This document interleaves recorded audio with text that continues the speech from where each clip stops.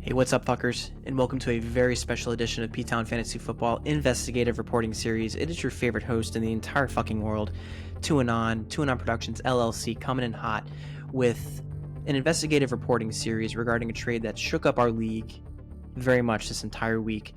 So, it was a trade between a team on the precipice of potentially making the playoffs, currently sitting in the 6th seed, and a team that has been an absolute shambles. And we all know what teams and what trade I'm referring to.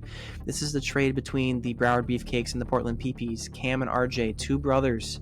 Was this trade collusion? Was this trade bad for the league? What could have maybe compelled these guys to make this trade? There's been a lot of shit talking in the chat this entire week, so I'm hoping that this very special episode of P-Town Fantasy Football can kind of put the whole argument to bed. So what we're going to do is we're going to look at the rosters in Week 9 as they were constructed, looking at the rosters in Week 10 as they were constructed, and talk about why did they do this?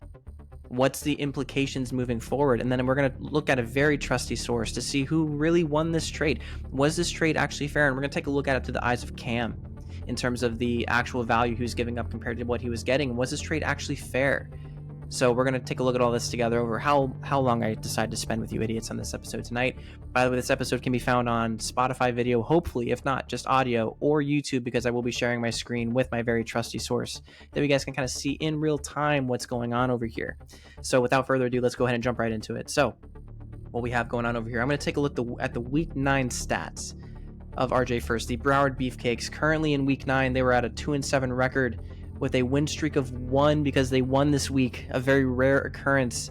Currently has second waiver priority, keep that in mind. They won this game by the skin of their teeth, a Puerto Rican pubic hair of 105.92 to 105.60 against Bijan Dressing Sauce, who many of us early in the season thought maybe Bijan Dressing could be good, but this was a toilet bowl game this week, guys, with Bijan Dressing being 8th in waiver, 2-7 with a loss of 4. Very tough scene for both squads. So let's go ahead and take a look at what the Beefcakes roster was constructed in Week 9. So, starting quarterback, Tua Tagovailoa, expect us. Starting running back, Austin Eckler, beast. Running back, James Cook, Jahan Dotson. Wide receiver, Zay Flowers. Wide receiver, Jahan Dotson, Tight end, David Njoku. And wide receiver, tight end, flex, Michael Thomas. All right, so let's go ahead and take a look now at their starting kicker. We have Evan McPherson in the starting defense of the Los Angeles Chargers, an absolute shitstorm of a defensive performance, putting up 27 points. An absolute dick slap in the face of Bijan Dressing Sauce. So that is what the Week 9 roster looked like. And for all accounts, this roster is not as in shambles as many people would think, but there have been some unfortunate situations for RJ. And yes, has he been making trades the entire year? Not really thinking about the repercussions, possibly, but we don't have time to look at his entire trade history. So let's go ahead now and take a look at the Portland PP's Week 9 status and what could have maybe pushed him to take a look at maybe making this trade with his brother.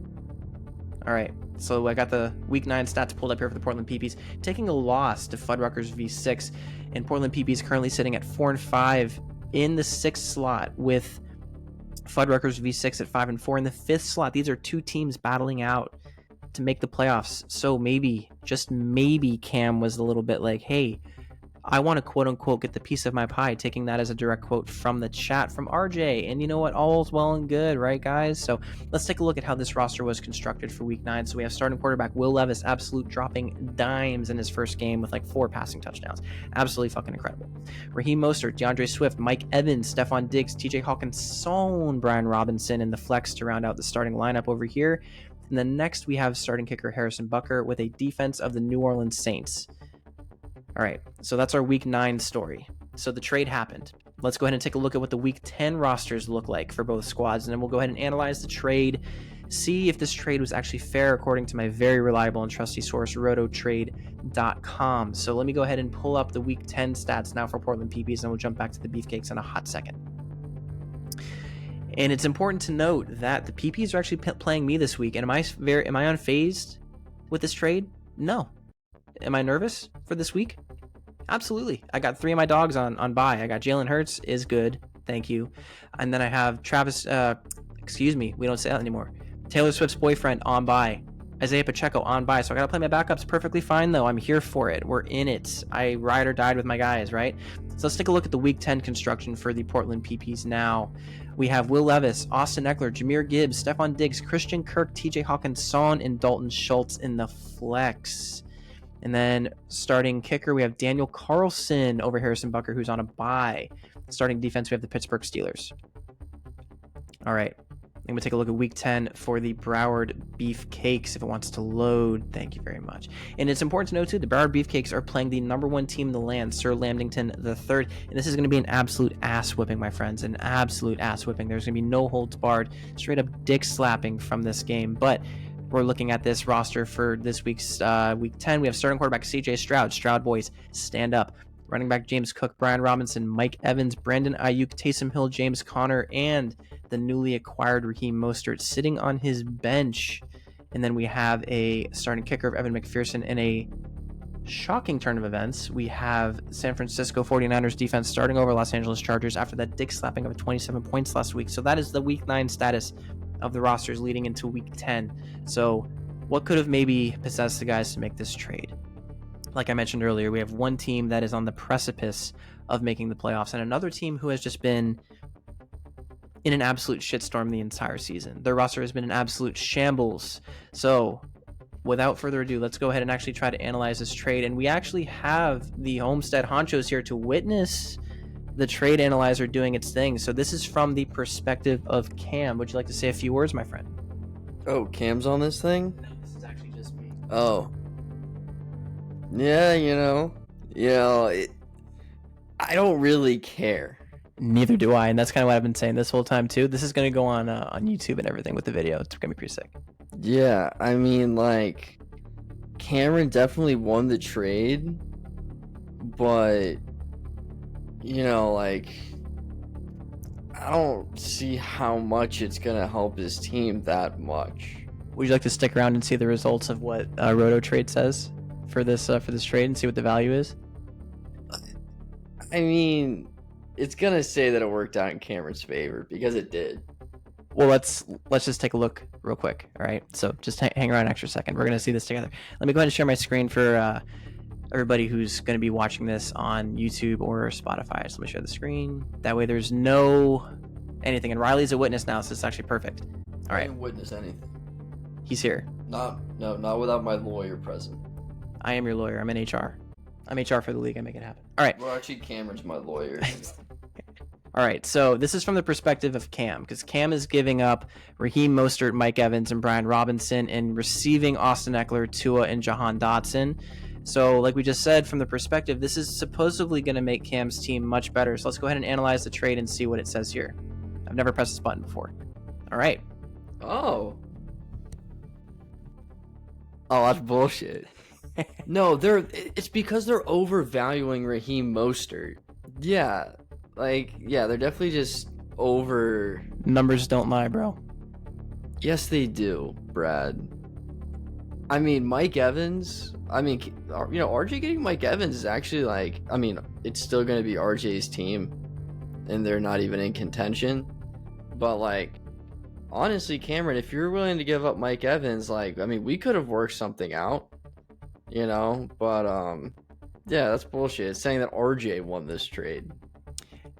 Numbers don't lie, folks. So we're here and we're looking at it. Again, this is from the perspective of Cam, because Cam is giving up Raheem Mostert, Mike Evans, and Brian Robinson to receive Austin Eckler, Tua, and Jahan Dotson. So numbers-wise, Raheem Mostert valued at 57.1, Austin Eckler at 62.6. Clearly, Austin Eckler is going to win that one, but Mike Evans at 37.3, Tua at 32.7, Brian Robinson at 34.1, and Jahan Dotson at 27.6. And we got a little nice gif over here of but we're going to go ahead and look at the recommendation. It says close but no. Even though this deal is fair and you'd be acquiring the most valuable asset in the trade in Austin Eckler, we prefer the overall value on your side slightly more, so we wouldn't suggest making this trade. What do you think about that? I mean, I've looked at these things before. I mean, you can't just go by the numbers. You have to look at your team and the other. This is an investigative reporting series that's going strictly by the numbers. Fuck investigative fucking reporting. According to investigative reporting, the skunk ape isn't real either, but he obviously is. So, you know, Cameron won this trade, but like in all reality, like it's not that big of a it's not that big of a thing. Like like I listened to like the little bit of the podcast that I could before I got annoyed. But like Tyler was saying that it's gonna be me and Cameron in the title. Like, no offense to you, Cameron, but like I don't think this makes you a title contender. And I think that's what they're trying to say. And I agree. I'm looking at this and I'm kind of just looking at everything overall. I said earlier in this episode here, I'm like, I'm set where I'm at. I'm ride or die with my guys. I'm 4. This doesn't faze me at all. You know? And honestly, looking at it here, the numbers say that it's pretty even. Are they overvaluing Raheem Mostert? I mean, probably, because he's at the height of what he's worth. But it's saying here that realistically, RJ won this trade, but it's pretty even at the same point. I mean, it's even enough. Like, it's not enough to where I'm going to get my panties in a wad and say that it was collusion, you know? And I mean, for this trade, it does help Cameron. I think, like, this makes Cameron a contender. I don't think it puts him up there with, like, Joey and Marquise. It makes him a little bit closer to me, to be honest. You know, I think it kind of puts Brad, it kind of puts you and Cam on the same level. You know, kind of just hanging in there. Like, I think it's either going to be you or Cameron in the 4 seed, and this puts Cameron right there with you. You know, looking to jump into that 4 seed. And you know, if you jump into the 4 seed, then you beat the 1 seed. I mean, all it takes is 2 good weeks once you make the playoffs, and you're good. So for Cam, I mean, that could be Austin Eckler just fucking going off. But I mean, who knows? You know. I mean, I think it makes the league more competitive, if anything. I think so, because Cam's getting, I mean, not Cam, RJ's getting solid players, and I kind of said that in the beginning of the episode too. I'm like, am I scared? Like, does this maybe put me out of the playoffs? Like, yeah, it could, but am I nervous about it? Not really. I mean, I just gotta adjust and make sure everything's good to go. That's really what it comes down to. So, kind of looking at it, these are what the numbers say. The very trusty source of rototrade.com, by the way. Yeah, I mean, I just think it makes the league a little bit more top heavy. You know, like it really kind of separates the top 5 teams from the bottom 5 teams. I think it makes the gap that much larger, but I don't think it's going to have that big of an impact on the league overall, you know. I agree. I think it was blown pretty out of proportion, and hopefully now by seeing the numbers on this screen, we can kind of put that to bed. Now, here's the last thing that I'll talk about before I kind of hang it up. Was this trade bad for the league? You just said yourself you don't think so. It made the teams that are in the top 5 a little bit more separated from the bottom 5. But what it did cause is a lot of fucking bullshit in the chat. Yeah, I'm sick and fucking tired of it. I'm sitting there listening to bitching all day by fucking me, mom, papa in the fucking ER.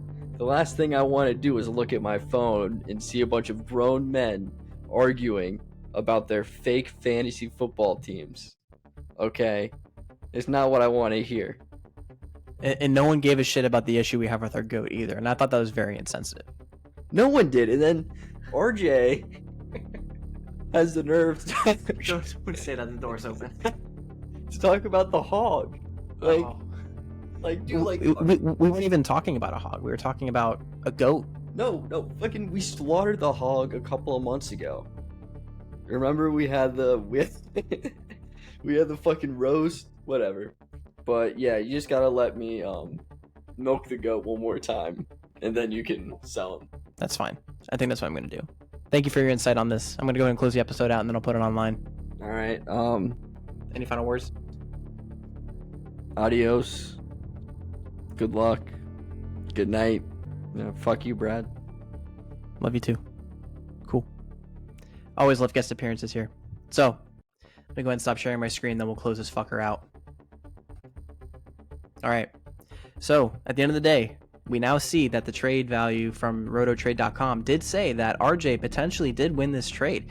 And the total value, granted Raheem Mostert may be a little bit overvalued in this particular analyzer, but doesn't necessarily matter. So, was this trade good for the league? I think it made it a little bit more top heavy, but you know what? That's okay. It did cause a lot of bullshit in the chat though, and spewing's fun. We all agree that spewing is fun, but hopefully with this whole episode here in the investigative reporting of TuAnon Productions LLC, we can kind of put this whole thing to bed and move on to next week into week 10. So good luck, fuckers. Hope you guys enjoyed this episode. Enjoy your weekend.